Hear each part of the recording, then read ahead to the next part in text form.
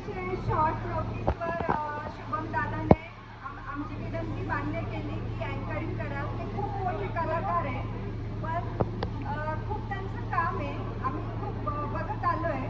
परंतु आमच्या या कार्यक्रमाची खूप शोभा वाढवली, खूपच एन्जॉय केला सर्वांनी, टाईम ॲडजस्टमेंट केली, जसं हवं होतं तसे सगळे इव्हेंट पार पाडले.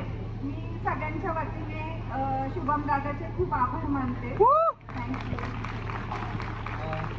गमे सर, तुम्ही काय बोलाल, काय सांगाल? माझा मी तोडका मोडका काहीतरी प्रयत्न केला तुम्हा सगळ्यांना हसवण्याचा, यावरती आपला काय फीडबॅक असेल? शुभम एक 3-4 वर्षापूर्वी एका नाटकाच्या रिहर्सलमध्ये मला नाटकाची आवड असल्यामुळे शुभमची ओळख झाली आणि त्यानंतर पण बरेच दिवस काही आमचा कॉन्टॅक्ट नव्हता. परंतु या कार्यक्रमाच्या निमित्ताने मला एकदम स्ट्राईक झालं की अरे आपल्याकडे एवढा चांगला कलावंत असताना आपण इतर ठिकाणी कशाला शोधायचं. आम्ही शुभमशी संपर्क साधला आणि आजचा हा कार्यक्रम अतिशय गोड पद्धतीने त्यांनी साजरा केला.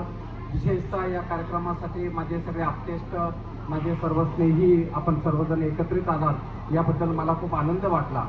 शुभम हा एक अतिशय उत्तम कलावंत आहे, चांगला नाटककार आहे, शिवाय एक अभिनेता म्हणून त्याने स्वतःचं नाव आता स्थिर केलेलं आहे.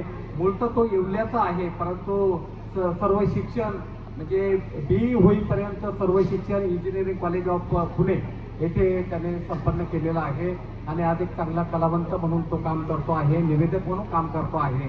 मी गमे परिवार आणि ठाकरे परिवाराच्या वतीने शुभेच्छा शुभमला खूप शुभेच्छा देतो, भविष्य काळासाठी खूप आशीर्वाद देतो.